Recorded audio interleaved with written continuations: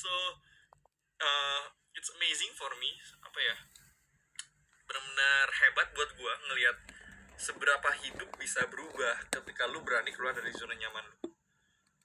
Ketika lu bisa keluar dari zona nyaman lu, di situ ada growth. Jadi ada dua tipe zone. Jadi ada comfort zone, ada juga namanya growth zone. Lu nggak mungkin bisa berkembang di dalam comfort zone lu.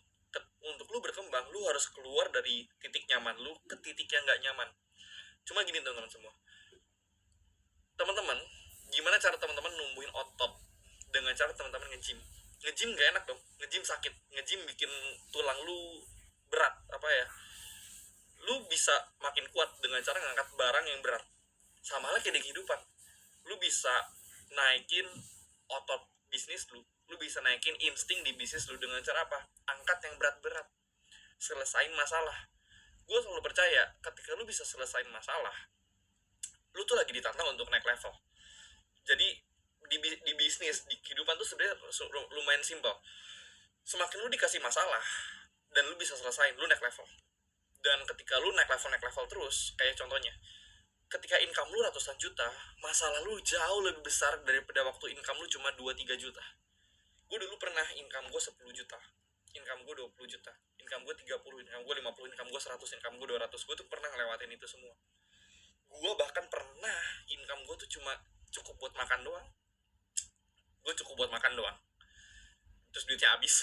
Gue juga pernah di posisi itu. Jadi buat kalian yang bilang, ini orang dapat privilege dari keluarganya, nih orang emang keluarganya udah pebisnis jadi dia gampang sukses jadi pebisnis, nih orang apa namanya disupport dukungan bapaknya emaknya dapat modal. Bullshit. Karena mereka nggak tahu ceritanya. Tapi yang pengen gue tunjukin gini loh, even lu bukan dari keluarga pebisnis, even lu bukan dari keluarga yang kaya raya, lu nggak punya dukungan apapun, gak ada yang bisa nyelamatin lu tetap bisa sukses kok. Di masa-masa lu berpikir gak ada yang bisa nyelamatin lu sekarang, lu tetap bisa sukses kok. Kalau lu memutuskan lu harus jadi sukses. Kalau lu pengen sukses, seperti lu butuh nafas. Kalau lu butuh lu sukses, seperti lu membutuhkan nafas. Lu pasti bakal sukses. Karena, coba lu tahan nafas sekarang. Lu kuat tahan nafas berapa lama? At the end of the day, lu butuh nafas. Dan lu sangat butuh nafas. Balik lagi, kalau lu butuh sukses seperti lu butuh nafas, lu bakal sukses.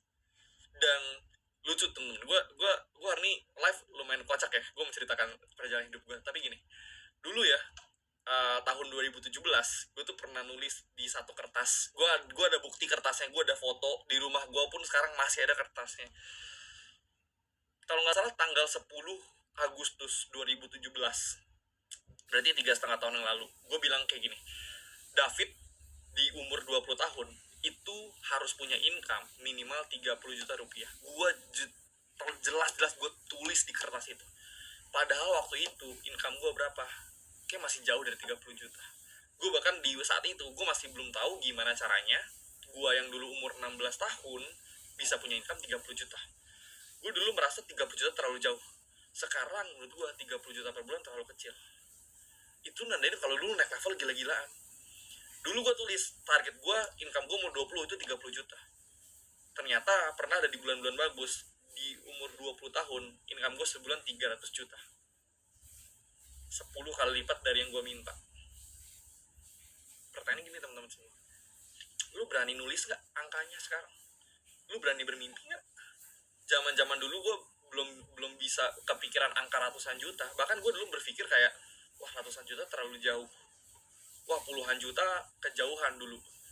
Cuma lu bermimpi aja dulu, lu tulis aja di kertas.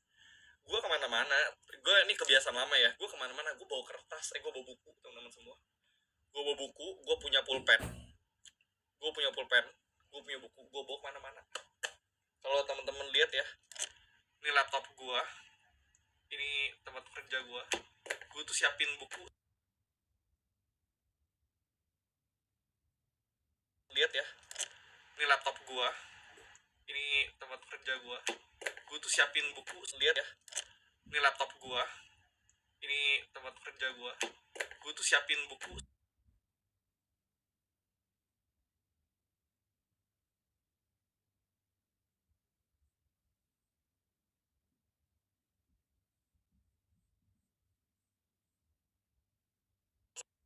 and planning 2021.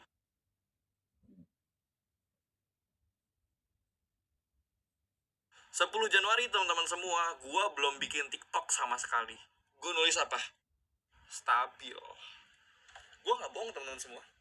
10 Januari 2021, gue baru bikin TikTok 2 Februari 2021, which is baru sekitar sebulanan. Gila nggak teman-teman semua? Gue yang dulu cuma ngasal, gue bahkan 10 Januari gue belum ngerti gimana cara main TikTok. Gue bahkan nggak ngerti apakah TikTok gue akan booming atau enggak. We'll never know. Lu sampai kapanpun lu nggak akan bisa tahu kayak gitu loh. Dan karena gue menulis itu di buku gue, ini gue sebut buku keramat gue.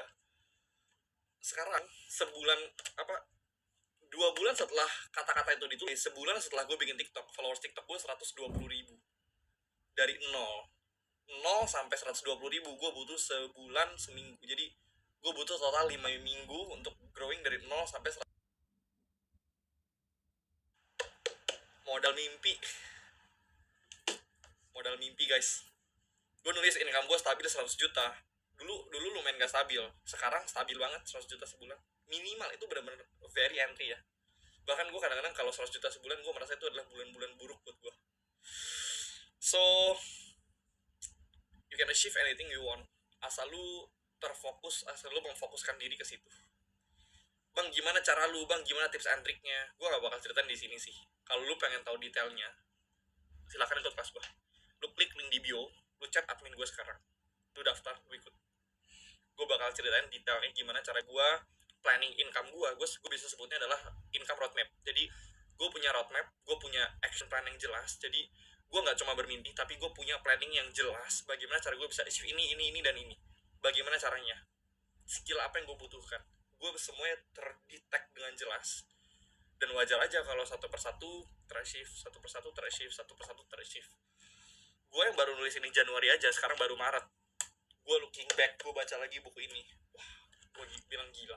Apalagi gue baca kertas itu di 10 Agustus 2017 itu. Di waktu gue umur 16 tahun, gue tulis gue pengen jadi apa di umur 20. Gue kadang-kadang suka nangis teman-teman semua. Gue kayak anjir, ini beneran nih gue tulis kayak begini. Kok bisa beneran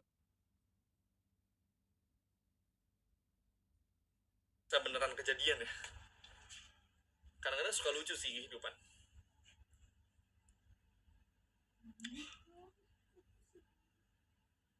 Jadi gue juga punya goals teman-teman semua. Gue punya goals uh, ajak mama jalan-jalan ke Eropa 2022. Beliin mama iPhone 2021. Actually, gue sudah membelikan mama gue iPhone di 2021. Berarti goals gue sudah terwujud. Gue nulis juga gue pengen ajak nyokap gue jalan-jalan ke Eropa 2022. Tapi sepertinya gue akan ajak di 2021. Kita pengen pergi ke Turki. Gue sih lagi cari-cari tanggal di kisaran tengah September sampai Oktober. Berarti kita bakal 2 minggu di Eropa. Itu gue bakal ajak nyokap gue jalan-jalan. Jadi tolong doakan supaya lancar teman-teman semua, supaya mimpi-mimpi yang dulu gue tulis bisa tercapai di tahun ini. Gue lanjut teman-teman ya, kayak udah teman-teman sudah kayak wah si abang nih cerita tentang masa lalunya. Tapi nggak apa-apa teman-teman, apa ya, gue selalu percaya kalau salah satu kunci keberhasilan adalah lu berani bermimpi dulu. Kalau lu nggak berani bermimpi susah. Tips biar baca buku masuk di otak dan kokoh kalau baca buku adalah, adakah jam-jam tertentu? Ada, jawabannya ada. Tips biar baca buku masuk otak adalah gini. Kalau gue tipe orang gini teman-teman. Ketika gue baca, gue memvisualisasi. Gue terbiasa untuk berpikir secara konseptual. Contoh, uh, gue sangat terinspirasi sama Albert Einstein. Albert Einstein tuh pernah bilang kayak gini. Kunci daripada education bukanlah menghafal. Karena kalau lu kerja yang menghafal, lu buka Google, lu buka YouTube, lu bisa cari informasi sekejap detik, sekejap mata. Tapi kalau lu punya kerangka berpikir, lu bisa berpikir secara konseptual, lu bisa apa namanya kita sebutnya ya, ya lu bisa thinking in probabilities gitu. Lu kayak lu bisa let's say lu bisa memvisualisasikan apa yang lu baca. Contoh, gue baca bukunya Dale Carnegie, How to Win Friends and Influence People. Gue baca ketika Andrew Carnegie, yaitu salah satu orang terkaya di Amerika pada saat itu, dia pemilik perusahaan besi, datang ke sebuah pesta, dia ketemu orang. Gue tuh bener-bener ngebayangin, oh dia lagi datang ke pesta, ketemu orang, orangnya seperti apa, lalu bagaimana cara mereka berbicara tuh gue ngebayangin di otak gue. Jadi cara terbaik buat gue belajar adalah gue memvisualisasikan apa yang gue baca. Tapi cara belajar orang masing-masing beda. Ada yang bisa belajar dengan cara mendengar, ada yang bisa dengan cara nonton, ada yang bisa dengan cara sambil olahraga or something. You do you. Lu harus cari kira-kira apa yang paling suits you, apa yang paling cocok buat lu, kayak gitu. Kalau baca buku adakah jam-jam tertentu? Sebenarnya teman-teman ya, gue tuh lumayan sering baca di laptop. Jadi kayak gue biasa sih baca buku malam guys. Jadi biasanya sebelum tidur 1 jam sampai 30 menit lah. Biasa gue ngeluangin waktu 30 menit sebelum tidur buat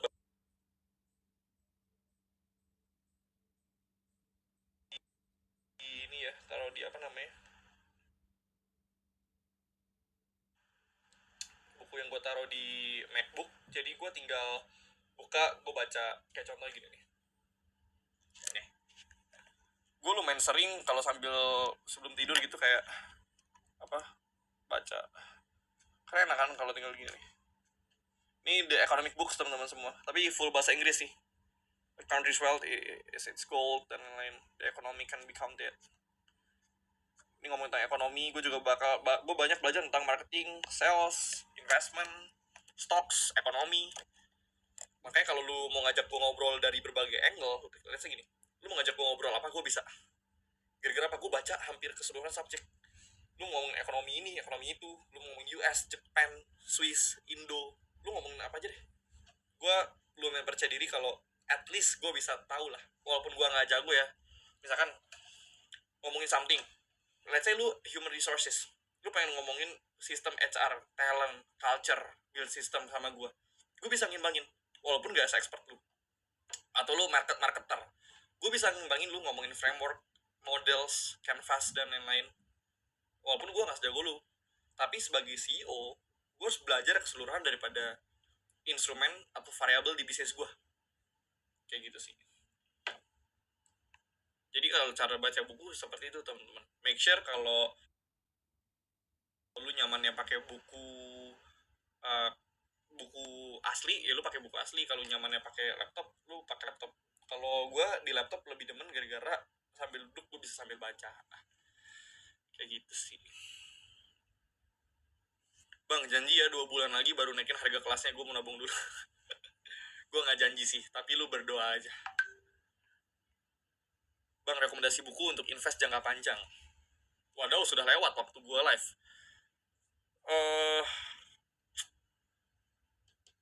Belajar ke orang yang udah ngalamin bisnis dan mereka bisa survive sampai sekarang. Betul, betul banget. Itu sangat penting. Harga kelasnya berapaan kok? Oke, ini terakhir sebelum gue selesai live. Buat kalian yang nonton live gue saat ini, dan kalian screenshot, kalian kasih ke admin gue, harga kelas gue dari 449 jadi cuma 399.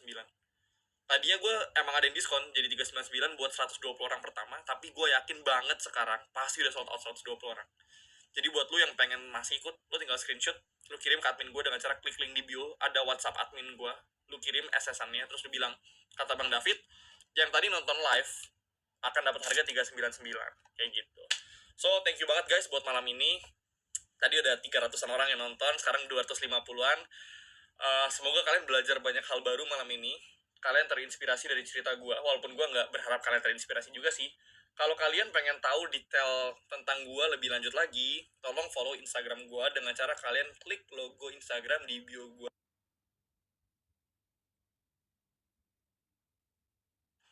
Oke, sampai